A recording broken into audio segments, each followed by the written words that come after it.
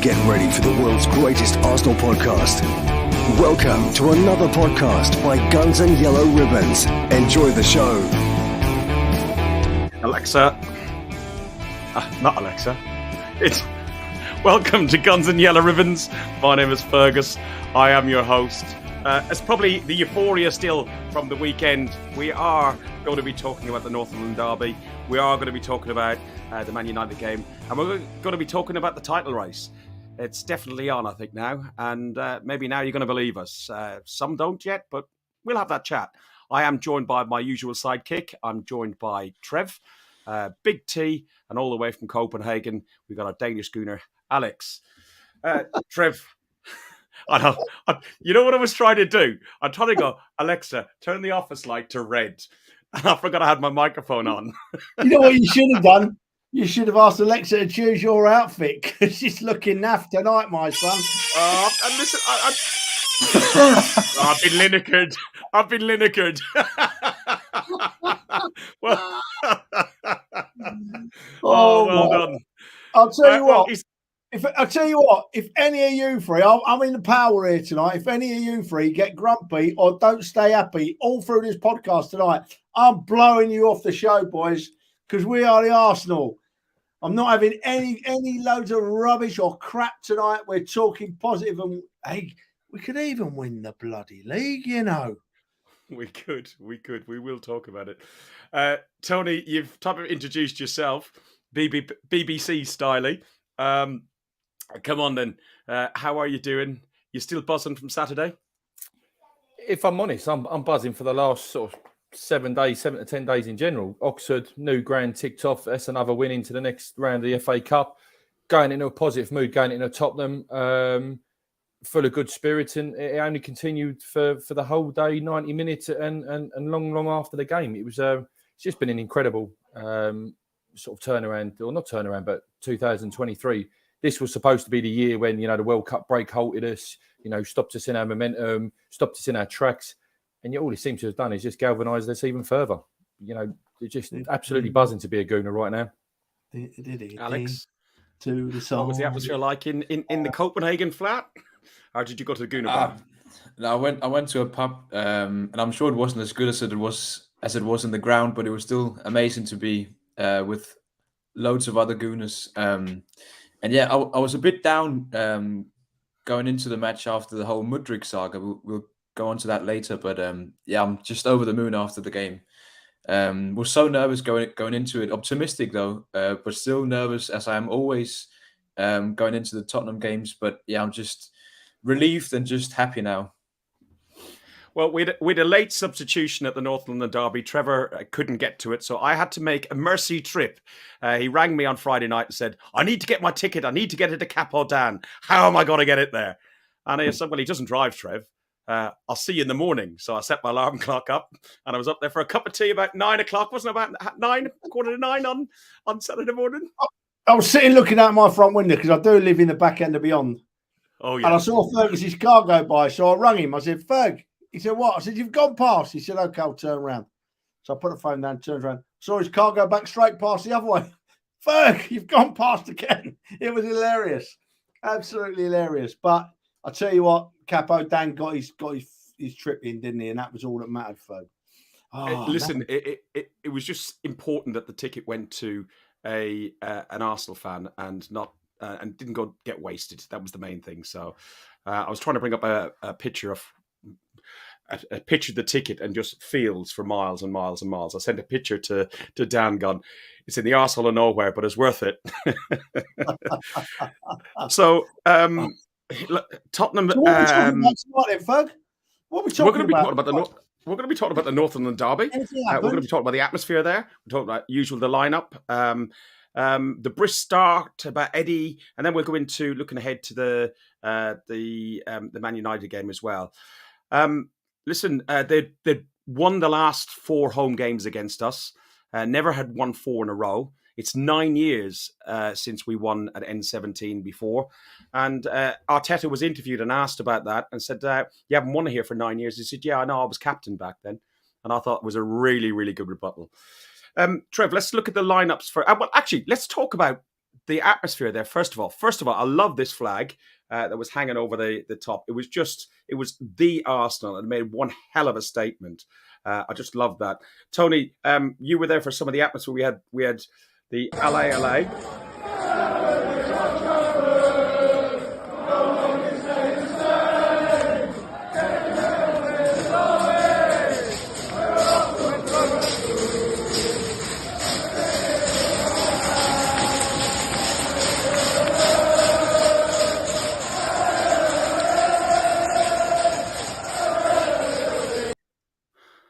And that was brilliant. But the song and the title of this podcast is Antonio, are you listening?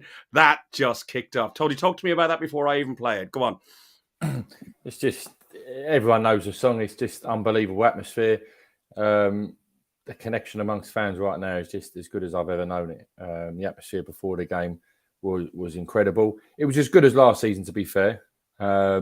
Obviously, we can talk about the atmosphere at halftime, which was as good as I can ever remember atmosphere on a concourse. The atmosphere at halftime was just incredible. And I don't want to say, and I know we're going to, speak later on in the podcast about certain things, but there's a belief really starting to grow now. Really, really starting to grow. Belief on and off the pitch. Let's just continue that, because the atmosphere and everything's amazing right now. And listen, let's just, as we keep saying, let's enjoy the ride. We don't know when it's going to end, and hopefully it's not going to end this season. But yeah, if you was there Sunday, you know just how special the atmosphere was. I can't really make the words out, Trev. Look at that atmosphere. I think it's an Italian run, isn't it? I think so. Yeah. I think so. It rhymes with run if you ain't run, you know what I mean? Listen, just for clarity on this, time to turn the radio off if the kids are in the car. This is...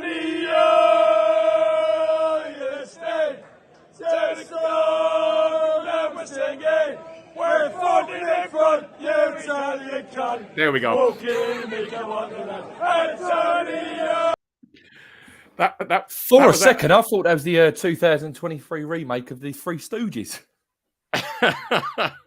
Oh dear. So, do you know what, Ferg? What you two boys wouldn't have seen, because you were fortunate enough to be there, and I will be eternally jealous of the fact that you were at that game, is that we were heard on the telly, and we were heard loud and clear. Not like last season where we put out, a very weak side, and we had a great concourse.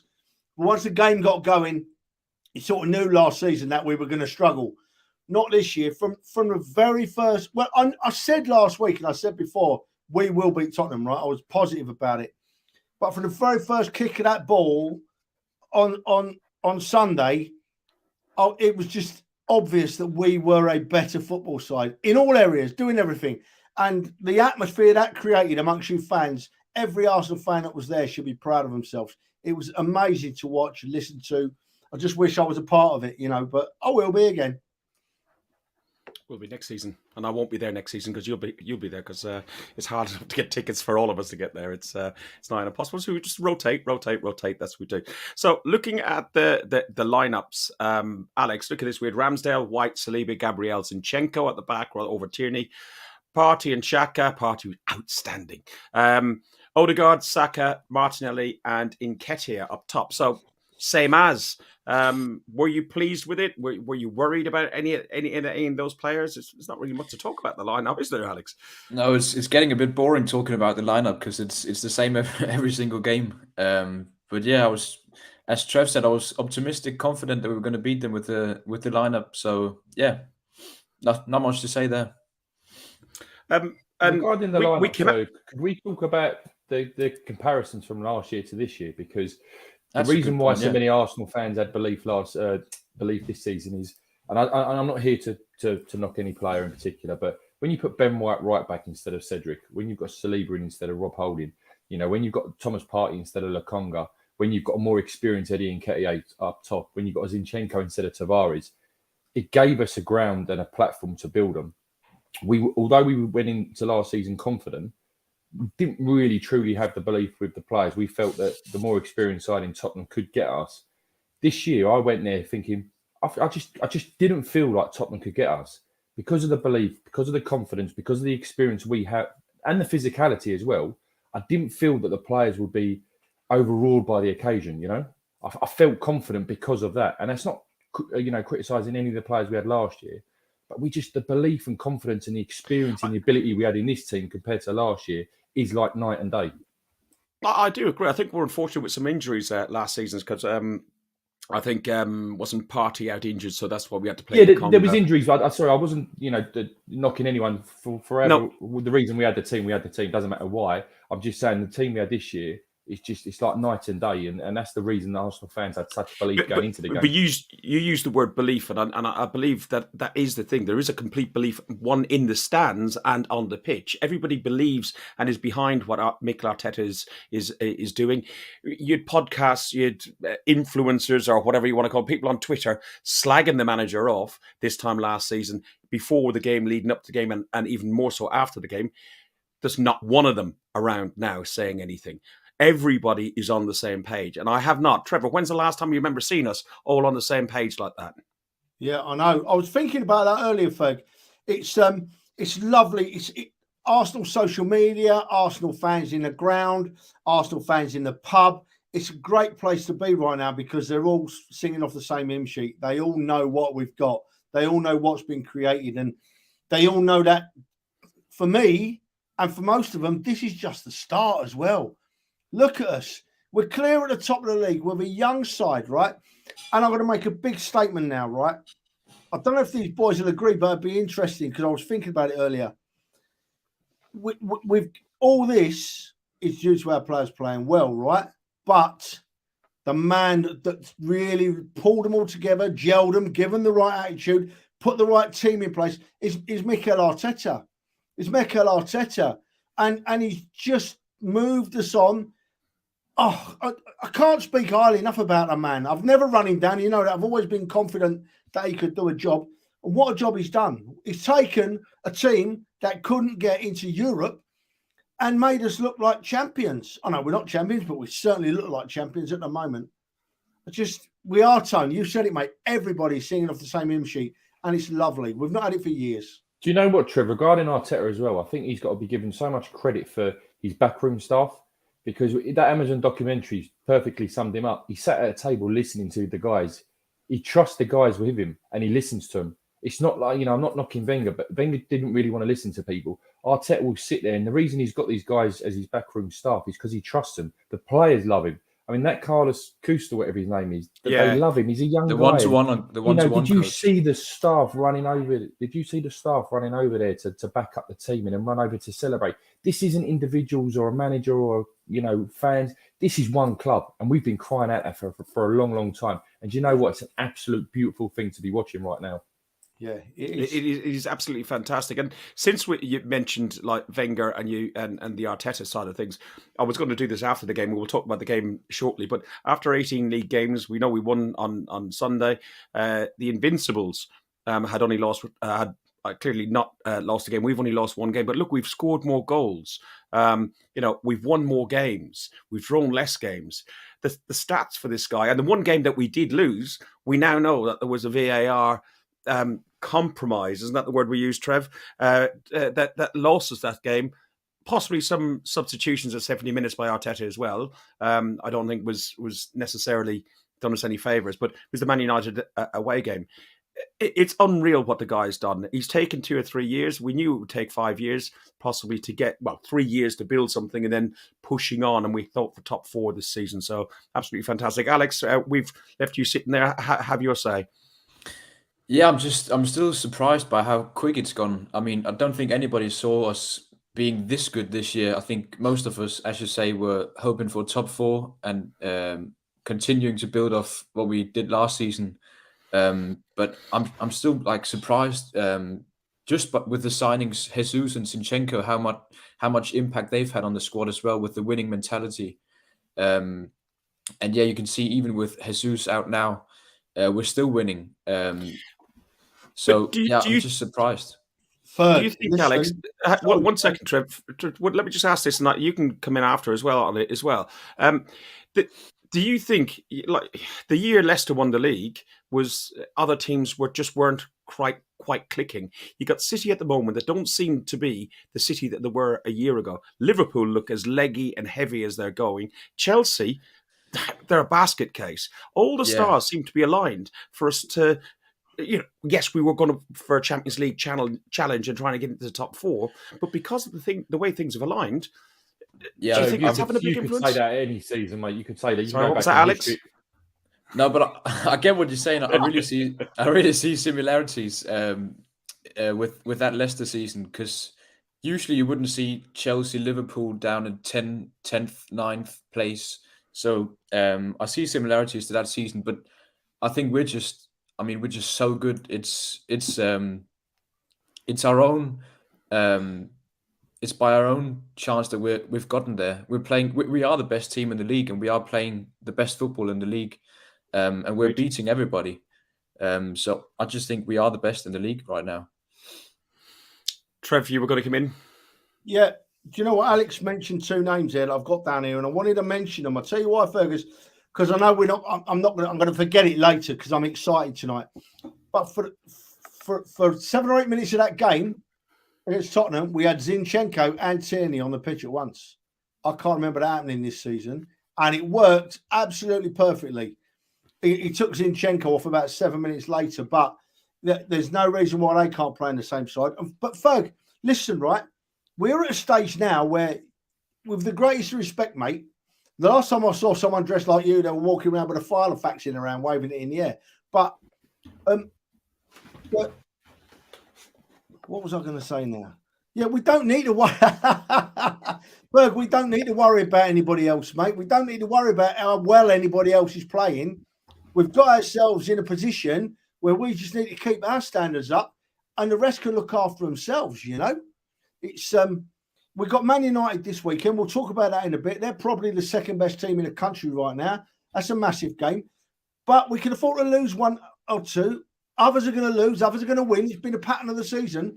As long as we just keep going as we are, we're fine. I'm not worried about anyone else. I'm more worried about injuries. Yes, I agree. Injuries and squad depth, I think we've touched on it before on other podcasts. That's a huge thing. Tone, you were going to interject in place of Alex. You don't think that this isn't similar, that the stars have aligned? Is it? You said we can say that about any season. Is that right?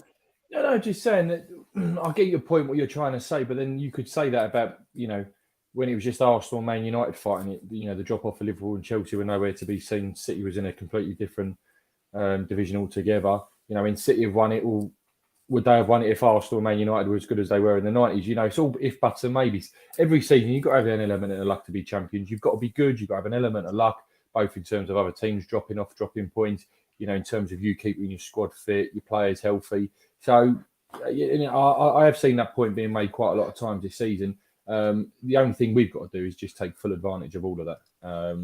And if we do that, just a second point on that though, obviously Trev's really excited tonight. Donna's in for a good night. I've got some bad news here. He's already had a good night. That was that recording that Tony played at the beginning, wasn't it? You recorded it before we went live, didn't you? Poor he was Donna. meant to go on mute. He was meant to go on mute. Listen, back to the North London derby, a really brisk start.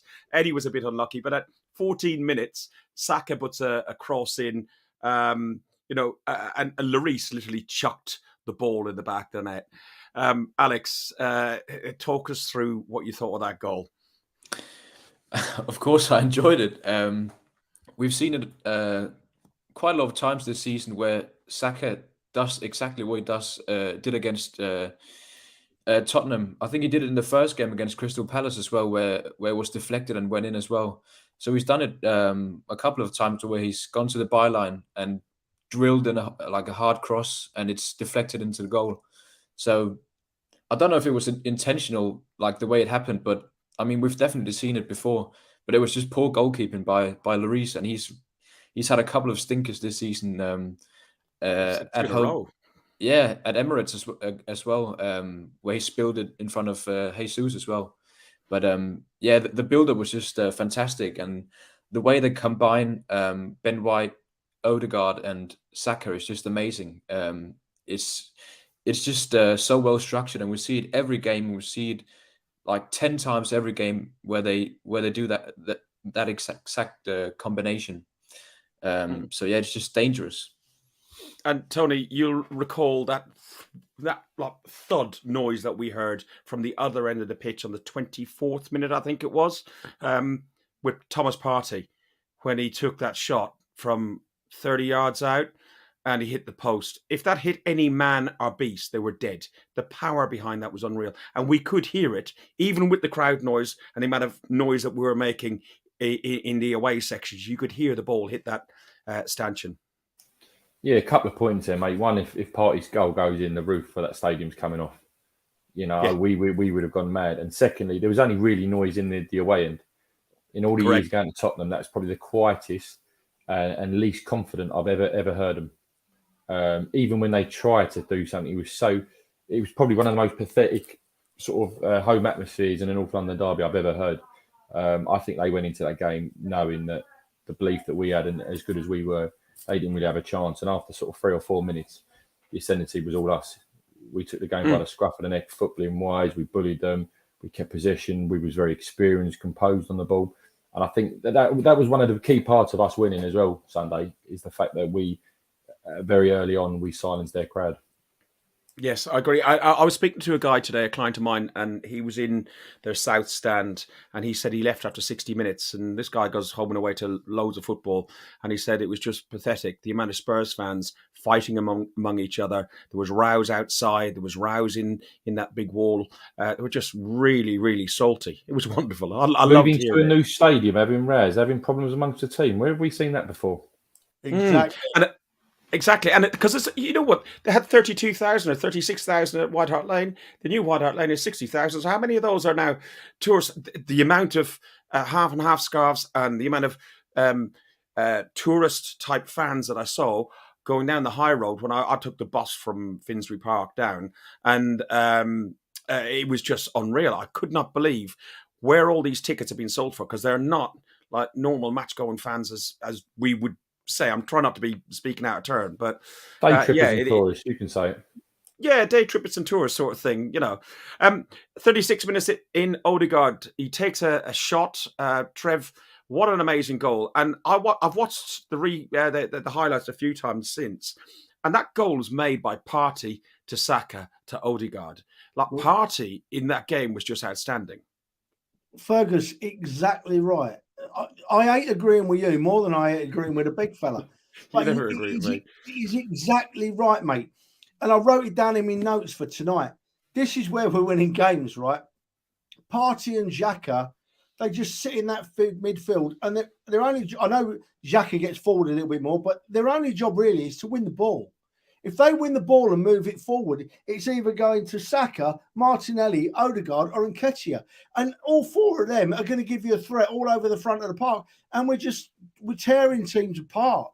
And that's not an overstatement. We are literally tearing teams apart. They don't know where to cover, because the threat, there was, 2 or 3 years ago, our threat was always down the left, and teams knew their threat's down the left. But they don't know where we're coming from now. Odegaard or Partey win the ball, and they get it forward to them four. And then what they do, and this is where Partey's shot come from, once them four start moving the ball forward, Xhaka and Partey push up the field a bit, and they're lurking on the edge of the area, 10 yards outside the area, waiting for that ball to come out like Partey did for that shot in the post. It's so exciting, mate. We haven't got a weakness, have we? You look at our side and we haven't got a weakness. A lot of people mentioning Nketiah has still been a weakness, but he's growing into the side. If I'm honest, I thought he should have scored a goal on Sunday. He was here, there, and everywhere. We haven't got a weakness. And Xhaka and Partey are doing exactly what a good team needs. They're ball winners. I think we do have a weakness. We've hinted on it and mentioned it many times before. The weakness is squad depth. It's not in that starting 11, starting 13, 14, 15. We do have enough. But it's when Jesus and Smith Rowe and the like are injured, it's having the options. We saw against Newcastle there was no options to bring onto the bench. Bring up Ben's comment again. Sorry, we got Ben Bennett's carnage. It was mad for both goals. If Partey goes in, it would definitely took the roof off. Yeah, it was carnage. I've still got bruises on my back and parts of my body. I didn't know you could get bruised. Do you remember the Chelsea game, the 4-2 one, Trev, where it was black. I was black and blue down the side of me, mostly because of you. Because you were that drunk, you couldn't stand up. This is true. I did have to neck 7 pints of Stella, Moretti, I think it was, in about a half hour because everyone got buying me beers. But Kane's first attempt was on the 45th minute. But in the second half, they did increase some pressure. Where I was quite low to the pitch level, so it was hard. So I ended up watching on the screens above as well, just to get some perspective of where they were. Tony, I don't think they even got into our penalty box, and in all that pressure, where they're like seem to play for 45 minutes, they didn't really get into our penalty box and cause any issues, did they? Not in so many words. I mean, they had a few chances, and you're going to expect those chances. People, even the great Man Cities, the Man United, the Arsenals, the Liverpools that have won the Premier League, teams do have chances. Obviously, if you limit them, I must admit, I thought Ramsdale probably had his best game in an Arsenal shirt. And I'm not just talking about the saves he made, but the composure on the ball, the punching, the coming out and claiming the ball from the crosses to take the pressure off the defence. He was superb. And I think a lot of credit also must go to a couple of centre-backs in Gabriel and Saliba. Gabriel probably typified his improvement in recent months with the tackle on Harry Kane in the box. Rather than diving in and trying, he stood up. Harry Kane was waiting for the touch to go down. But Gabriel has learned from those mistakes. He seems to have grown. He seems to have got more confident, more experience. He stood up, blocked the ball, cross comes in, Saliba wins the ball. Going back to Trevor's point about having the attacking play from all sides, it's almost as if we had a manager that just needed a little bit of time to implement his process, his ideas, and improve the team. But yeah, it's great to see at the moment. And you talked about Ramsdale, Alex. It was definitely a game of two keepers. Ramsdale. You talked about the Kane save, the Sessegnon save, where that looked like that was going in as a goal. Yeah, it was. I was sure it was going to be a goal, but he just managed to get his foot up. But I think it's kind of a shame that he was man of the match, because I don't want people to look at the game and think like, oh, they were lucky because Ramsdale had his best game ever. Because I don't think the game was like that. I think we dominated. And of course, we sat back a bit more in the second half, and they managed to put a bit of pressure on us. But yeah, he had 3 good saves, but it wasn't like we were lucky or anything. Exactly. Yeah. Well said. Yeah. Trev, like we saw at Tottenham's pressing, and then Eddie was one-on-one with Lloris. That ball, I think Topper just got under him a little bit. It got behind him, and I think if he connected that properly, that was going in the back of the net. Especially that's his forte, in that box area. As much as people can criticise him for lots of other things, in that area, that's his strength. Yeah, I feel for Eddie because, if he'd have scored that, the Eddie Nketiah we would have seen next week would have been another step up the ladder in terms of experience and confidence, But he's all right. It's just interesting listening to what Alex said about the second half there, and it's right. If you go 2-0 up in the Premier League, you're not playing any rubbish teams. There's no really, really poor teams in the Premier League. So the second half, we managed the game, right? And part of managing the game is having a good goalkeeper, because if you're managing the game, they're going to get a chance or two, right? So I thought we played really well second half. I had absolutely no issues with us. We've got a great goalkeeper, so the odd chance they got was saved, and the rest of the time we just shut them out. Kane got his couple of chances, but he didn't score a goal. He didn't get a penalty because he didn't get a chance to cheat. That's how he normally wins games. Come on, let's be honest. So I was very happy with the second half. I had no problem with it. I didn't think for a second in the second half that we could lose that game. I was overwhelmed with the whole performance. Brilliant first 45, great game management second 45 for me. To sum it up, speaking of penalties, I was quite ashamed of my fellow countryman, Pierre Højbjerg, to see him go down like he did in the end of second half. He's usually like a fair and tough player, but that was just dreadful to see him like that. And I didn't know what was going on in the beginning, but then when we saw the replay, I was just like, "Oh, come on, man!" That was just dreadful. Alex, you see that's the Tottenham way, mate. That's the Tottenham way. You can look at half a dozen players in that Tottenham side, and the best part of their game is their ability to change the game by cheating or diving. You've got Son, you've got Kane, we'll talk about him shortly in a minute. We're not going to give him too much airtime, but that Richarlison is an embarrassment to football, not just to Tottenham Football Club. He's an embarrassment to football. He's the personification of Tottenham, isn't he? He's the face of Tottenham. Absolutely. He's a personification of Tottenham. That was a long word for me, Alex, but I got it out. Fergus, can you say that word, please? Personification, yeah. Oh, wow. He must be drunk. Good. I'm not yet. I'm working on it. I got a San Miguel here in honor of Saint Michael Arteta. So you've brought it on 71 minutes. Richarlison came on. He had been doing all his shithousery along the touchline and warming up. He was trying to interfere with Saka's throw-ins, and Tomiyasu was trying to protect there. He was introduced. We made some more substitutions. We saw out the game. And the great thing about seeing out the game was Zinchenko. When Zinchenko came off, came off to a rousing roar and applause from the away fans. But he played that game like it was, well, he didn't play it like me because I can't play football, but like if I was playing the game, if Tony was playing the game, if Trevor or Alex was playing the game, he lived every moment of that game as an Arsenal fan. And that just filled you with just such joy to see that happen. I don't think it was just Zinchenko, Ferg. Ben White, every time he kicked the ball, and this is the difference. Ben White, every time he kicked the ball into the Spurs crowd, he's fist pumping us. The one mistake the Thomas Partey did make where Xhaka recovered, he turned around and they were fist pumping each other.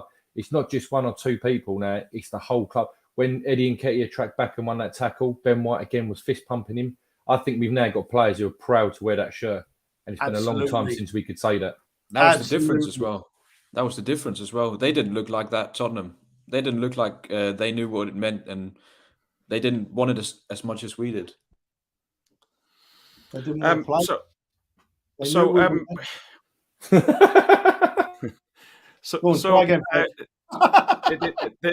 The game finished. The game finished at 36 minutes. It was 2-0 to the Arsenal. At 95 minutes, it was still 2-0 to the Arsenal. The celebrations. We're going to go into the post-match incident in a second. The celebrations. Ben was delighted over in that section at the away end. Even me. I got to get on telly, and that was quite funny. I think this here. Let's have a look. So it comes along. You just see me here, and there I am, dancing like a Teletubby. Dad dancing at his finest there. But yeah, it was my phone went quite mad actually, where people just come along and say, you're on telly. And when I spoke to some of my clients on Monday, because some of them are Spurs fans, I said, it was bad enough seeing the performance and they're really unhappy with the way they're playing football, but to see me standing on the seat celebrating like I was made it even worse for them. Listen, we're going to go into the incident that happened behind the goal. So the incident that happened behind the goal, I'm going to put on I'm going to turn off the sound just because we get picked up otherwise. Here we go. Trevor, talk me through this. So Aaron Ramsdale is kissing the badge. He's given a bit of verbals to the home end. Richarlison comes in and starts shoving him and pushing him and telling him he shouldn't disrespect. And then he punches him, lays him off in the face, and he has to go and get his water bottle and so on. And then this happens. A fan jumps across. There's quite a wide moat sort of area, and he jumps across there and kicks Ramsdale. This is the view from inside the stands. You can see how he gets... you can see how many people he walks past, how many Spurs fans he also walks past, and nobody thinks to grab him or pull him down. Trevor, your thoughts on this? Obviously we got our bias towards teams, but just talk about it from a footballing point of view. Well, look, we don't have to be biased, Ferg. The facts say it, right? it's all teams have got players that wind up the opposition fans. Look at Eric Dyer last year at the Emirates. Eric Dyer was 10 times worse than Ramsdale. Eric Dyer was having to go to the fans with an angry face and waving to the fans, come on, fight me. So there's levels. Aaron Ramsdale, we've watched him at enough games by now to know that he likes a bit of banter with the fans behind the goal. But he does it with a smile, and he does it in a joking way, right? Maybe he didn't realise just the levels of passion involved with a North London derby, but he didn't do anything. When he turned around, he'd be getting grief off the crowd and he kissed the badge, right? The big problem is then that should have died a death. That would have died a death there, but then this Richarlison bloke comes in, who we've seen having a go at Tommy Yasu, who we've seen having a go at, I can't remember who else now, but he comes in. I can't believe we've not heard more about it on the news, Fergus, because the thing that inflames it most is Richarlison's attitude, right? So the fans are thinking, right, look at our player going for him. And then that lad jumps over the fence. He does something really stupid. He's going to get punished for it. But they shouldn't be talking just about this lad, right? I can't believe I've not seen Richarlison's name up on a charge this week. Because he didn't just get... Because he doesn't play for the Arsenal. But he didn't just have a go at Ramsdale. He went for his face, and more than once. And that is absolutely unbelievable that we've not heard more about it. I can't figure it out. And as Tony just said, it's because he had a white kit on, not a red kit on. They've done us twice in the last couple of weeks for not controlling our players, right?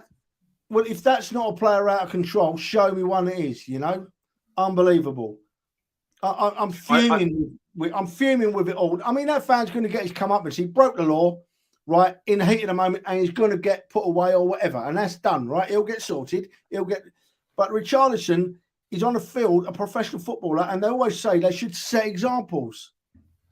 Professional footballers used to set examples. Well, what kind of example is that setting? You're going to get under 9s, under 10s, under 11 players next week going and poking other kids in the face because they've seen a professional do it. I'm ranting about it. I'm absolutely ranting about it. It's not on. I want to see him up on some kind of charge. The guy himself has been identified by Tottenham and the police. He has had a knock on his door, I believe. He also is a manager for pub, and a friend of ours who we met in Wolves, who drank Tyskie beers with us. It's one of the pubs that he looks after because he's a sales rep, and and he shared some of the pub reviews now for this pub. And it is absolutely carnage. The Arsenal have come to the pub and they have absolutely ruined them. There's a couple of crackers, isn't there? Yeah, they're absolutely brilliant. It's absolutely brilliant. Listen, before we go, Dale, who's been on the podcast, and the guys in one of the WhatsApp groups that we're in, I was challenged to sing, but a song at some point in this. But what I've decided to do is play the sound of my voice that I sent this on Monday morning. Again, turn the sound down for the kids. Morning, afternoon now it is. Oh, let me try that again. Fergus has gone quiet. Antonio, are you listening to the song that we're singing? We're falling in front, you Italian cunt. Walking in Miko Wonderland, up the arsehole. What a beautiful Monday morning, afternoon now it is. That was my voice, and for you, Dale, I've done it. I've answered the challenge. 14 in front of Tottenham, 8 in front of Man City. The league looks like this: Arsenal on 47 points, Man City on 39 points. Man City host Tottenham tomorrow as their game that was cancelled due to the passing of the Queen. And our next 6 fixtures are, so you got Arsenal, we got Man United at home on Sunday. We're going to talk about that in a minute. Everton, Brentford, Man City away, Villa away, and Leicester away. And City have got Tottenham, Wolves, Tottenham again, Villa, Arsenal, and Forest. How are we feeling about this then? Go on. Since you put our table up, I was going to ask you this question at the end now. Well, it's my turn to ask you a question, as I do every week, mate. And since you put the table up, that leads me into it nicely. And then the other boys can answer, right? where we are now, where we sit, look at that table, Ferg. Who's our biggest threat then? Where's our biggest threat coming from? Really depends. It really depends. If United win tonight against Palace and then they beat us on Sunday, they're 3 points behind us. Okay, a game more, but points on the board is what counts. Points on the board. Biggest threat. United haven't really played anybody of substance. Yes, they beat City, but I think the decision against City was incorrect because Rashford was in active play. Yes, he didn't touch the ball, but the keeper was running towards the defenders were. So we will find out on Sunday. I really think we'll find out on Sunday if United are the main threat. I don't see Newcastle as a threat, and I think City just aren't quite there, but they are capable, as every media pundit has said, they're capable of a 10, 15 game run. At this moment in time, as it stands very much now, I'll probably say it's the Manchester sides. Tom? I think, you still can't look past City with the squad depth that they've got, the experience they've got, the fact that they've been there and done it. They're still obviously the main threat. I think United, with the momentum and the run that they've had, are obviously getting closer. But for me, it's still Man City. If we take 4 points from City this season, I think we'll do it. That's how much confidence and belief I've now got. Yeah, I agree as well. I think City is the closest or the team we need to look out for as well. I think United will come into a more difficult spell now. Martial is injured as well, but they've now got Weghorst in. I don't know if he'll do the job. I don't see them winning the title with Weghorst up top. But yeah, let's see how he does. But I think they'll struggle more now. There's no easy games in the Premier League, but they've had a good run of games against some less tough sides. But I think they'll struggle more now, United. But yeah, as we know, City they've got so much quality and so many good players as well. So yeah, we know what they can do, City, and they've done it many times before. That's the difference as well in recent years. You see, Ferg, I differ slightly to the lads. It's really interesting because it's such an open, behind the Arsenal, it's so open. And Kai makes a really interesting point there that I'd not thought of, in fairness. But I honestly think that the team that's playing second best to us at the moment is Man United, and I think they're improving. And I think it makes this game this weekend even more important. And do you know what? Having said all that, I still can't see us losing to Man United this weekend. I'd be very happy. Obviously, I want us to win the game, but I'd be happy enough with a draw this weekend against Man United and let the others still keep beating each other up. It's so open behind us. But I honestly think United are the biggest threat, mate. Yeah, I don't disagree. But as Tony said, it's the strength and depth that City have. They've got 2 players in every position, which United don't have. Well, they've probably got 3 players in every position, which United don't have. And they've also got a better manager than Ten Hag at this moment in time because he's won it. He's won everything already in the Premier League. But Kai's point about the Champions League starts earlier than we start back into because they've got a week or 2 more of Champions League. Skip around as well. They're in Europa League. No, Europa League. They've got Barcelona in the. No. But I'm talking about. They've got Barcelona twice, and I think they play every third day. And we skip around. Weeks. Yeah, we skip around in the Europa League, but in the Champions League as well, you've got the likes of City going into that, and they're going to have extra games before we kick back into the round of 16. So because we miss a round, so we will have a little bit more flexibility. I know we'll probably end up playing Everton in one of those weekends, one of those days, because it's a game that was postponed because of the death of the Queen. So I don't know. The United game, though, huge, absolutely huge. What's your expectations of the United game, Trev? You started talking about it. Do you think they can give us a... I think we're playing a side that's looking very good, and Ten Hag reminds me a bit of Arteta in his early days of what he inherited. He stamped his foot down, Ten Hag, and he got the backing to get rid of Ronaldo. He's making players that have been ordinary suddenly start playing again. I mean, for example, Rashford couldn't score a goal for Toffee. He's now playing like a man possessed. Luke Shaw, who I've never rated. Ten Hag's moved him into the centre of defence, and he looks like a different player. So I've no doubt Man United are playing really well, and they're probably second best to us. But I can't see us losing the game, Fergus. I can't see us losing the game. I think we're going to win it by 1 goal, probably possibly 2-1. Okay, Tony. I think it's going to be a bit of a cagey affair, if I'm honest. I think Trev's, just alluded to that the two best sides in the country right now, both in terms of, winning runs and also the performances, the style of play. If we come out and we score, in the first 15, 20 minutes, I think then the pressure's on United, because United do play sort of a bit of a counter-attacking football. If we come out and score first, it means they've got to open up, try and hit us, and then that's when I feel that we're more at our best, when we've got the open spaces, the pockets to run into, to pass into. I think the first goal will be huge. But yeah, I think as long as we don't lose, it's not a bad result. Obviously, 3 points potentially right them out the league. Yeah, and currently they're just drawing against Palace 11 minutes in. Alex, thoughts on the game? Who's your main threat? And what's your score?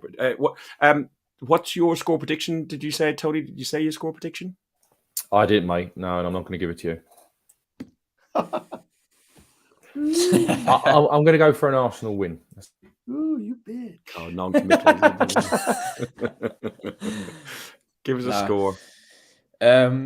Well, of course, their main threat is going to be Rashford. He's on fire at the moment. But we got to take into account as well, they're playing tonight, so they're going to be slightly tired by Sunday, probably some of their players.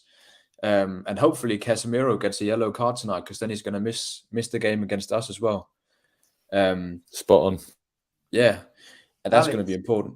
You've probably given, you mate, have probably given every red top in the UK its newspaper headline for next Monday morning. It won't be thrilling Arsenal defeat Man United. Oh, they were missing Casemiro. It'll be tired Man United losing. Yeah.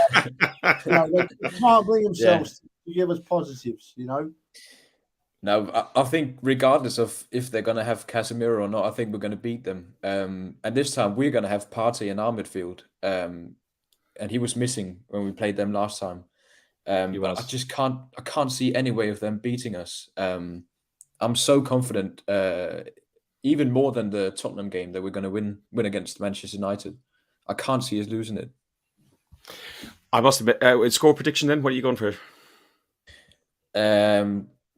Confident 3-0. 3-0. Oh my Lord. Oh my Lord. You nearly said. You've been on that wacky Danish backy or something, son. I've had some funny fish, some of that funny fish. Oh my Lord. Some of that what fish? Just repeat that. Oh, you don't want to know, mate. It's the accent.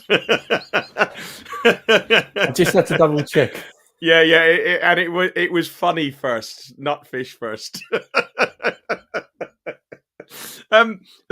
God, Jesus, you bring the tone down, don't you? I'm going to go for 2-0 Arsenal. Like Alex, I'm more confident going into this game than I was going into the Northumberland Derby, and I was quite confident going in there, just because it's a derby game more than anything else. The only thing that does worry me is that, like us, United are starting to build a bit of belief, and if you build belief, that's a huge thing. We have a gripe to bear with them. We were robbed at Old Trafford, in my view, by the officials and VAR, and I think that is good enough team talk to show them the article where the VAR officials admitted they got it wrong 6 weeks later. That's all that Arteta has to do. Just hand that out the night before. Read that article. There we go. So I'm going 2-0. Have you made your mind up on a score yet, Tony? Arsenal win. Yeah. So, and then it's off to City on Friday. There's the dried fish that Arnie's in the chat. Sorry, dry fish, not funny fish. Dry fish. Okay, yeah. It's your accent. Honestly, it really does sound very close to what Tony's thinking. Oh dear, yeah, something Conte's one, isn't he? So yeah, we got City on Friday. The tickets have got on sale for the FA Cup 4th round. Gold members and away season ticket members down to 1 point, and from tomorrow, gold, platinum, and gold and platinum with 0 points will be able to buy from midday tomorrow. I'm expecting it probably will go to silvers, maybe reds, but silvers I'm expecting on Friday. Tony, you got your ticket? You going up? Yeah, mate, got my ticket. Yeah. Is the tourist going by any chance? Which one? Trev. I'm in Benidorm, son. Oh, yeah? Yeah. You're going to see Sticky Vicky? Sticky Vicky and Fanny Fish.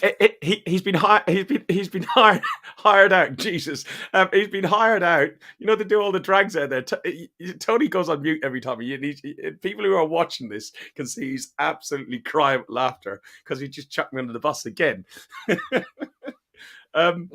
He's going out there to do drag. The beard's got to come off. The makeup's going to go on. Yeah, he's out in Benidorm doing drag. I am. I've got my syrup ready. I've ironed my best frock. I'm getting €30 a night and as much beer as I can drink. I want to see videos of that. I don't. No, me neither. There's too many stairs for Trev. Ben said. Ben Bennett, what you forget, son, is that I know where every lift is in every stadium. I don't use stairs. I use a lift. Yeah. Right, guys, it's been absolutely brilliant. Really enjoyed today. The title, it's on, isn't it, boys? Yes. For sure, with favourites. Yeah.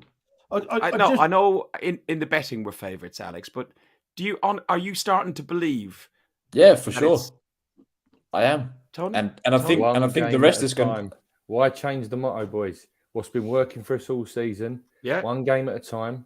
Let every Tom, Dick and Harry slag us off. Journalists, media, pundits, whoever. Richard Keys. The siege mentality is it's us against the world. We take one game at a time. And hopefully come May, we're all celebrating together. Yeah. That's what a lot of you youngsters don't realise, Alex, is that it's not a new thing, this everybody being on our back. Ever since the 1930s, when we became the Arsenal. And you would know that. You remember. I do know that because I know my history in my club, unlike you, big fella. But listen, Tony rightly said earlier, oh God, I hate agreeing with you. But Tony rightly said earlier, you know, all Arsenal fans are buzzing now, but we've been buzzing most of the season. And we've got to keep it up because I have absolutely no doubt, right? Absolutely no doubt. People like Ben Bennett, who's in the chat, and you guys have been going regularly, you are absolutely an important cog in that winning wheel. Right, you lift those fans. You've only got to look at the way those players come over to you at the end of every game. They absolutely hear you. They absolutely appreciate you, and you drive them on to win more games. Just got to keep it going now. We are right in it. You're wrong there, Trev. It's not you drive them on. It's we drive them on. Yes, we are. Did you have to ruin that, T? We are one as a fan base. It's not us against, you know, X, Y, and Z anymore. We're together as one, and it goes back to Mikel Arteta's speech with the old light bulb. Yeah. As soon as there's a break in that, he wants light, energy, connection, and that's what we're doing at the moment. And we've just got to continue that. We've got what is it? 20 cup finals, is it? Yeah.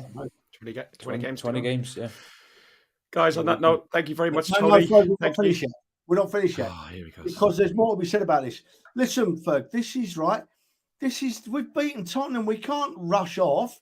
We've got to keep milking it because we are the Arsenal, right? We are absolutely the Arsenal. And I've talked that much ball crap, I can't remember what I was going to say.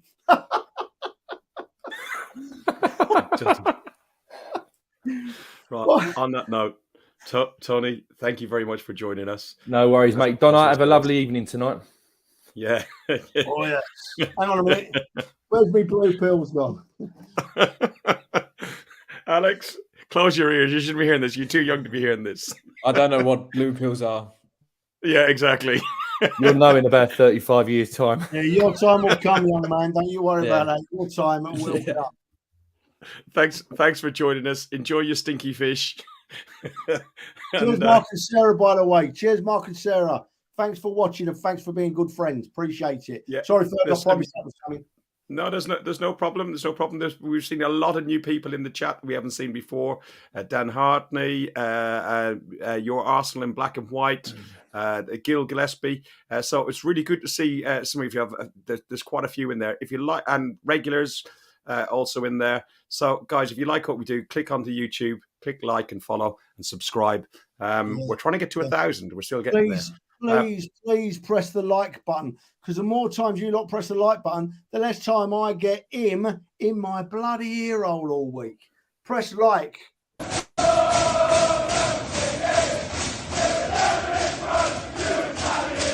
Look.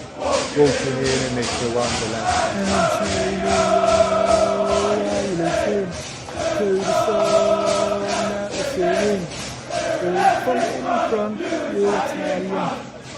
Walking in Mr. Wonderland.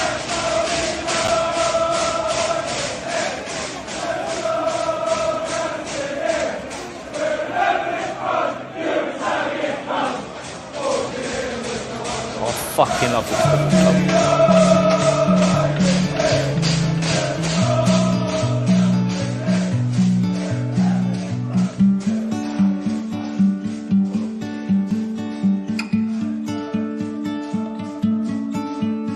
As I walk these streets alone, through this borough I call home, upon the barren fields of ivory, neath the stadiums of stone, through the turnstiles at the Angel, see the homeless on the green, from the Cali to the cross, and every shithole in between. Past the church, the mosque, a crack den, and the offie on the corner. See the brasses from the brothel that pretends to be a sauna. Watch the bedlam in the bookies, see the winners and the losers seeking solace from their sorrow in the local battle cruisers. Through the madness in the market, weathered faces turn to greet ya. Hello governor, how's your mother? You're right son, be lucky geezer. Double pie and mash and liquor, a couple of rosy lee-up chap, or watch retired gangsters bicker every day in Arthur's calf. The little fuckers causing trouble for the causes make you smile. You meet your muckers for a couple, forget your troubles for a while. From the full nil to the hemi, all the faces are the same, cause the manner might be changing, but the people still remain. North London forever, whatever the weather, these streets are our own, and my heart will leave you never. My blood will forever run through the stone.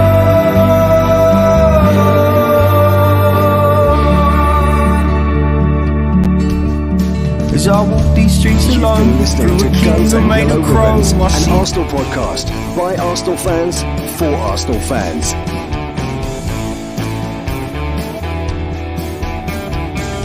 Follow us on Facebook at Guns and Yellow Ribbons and Twitter at Guns and Ribbons. And remember to rate and review us too.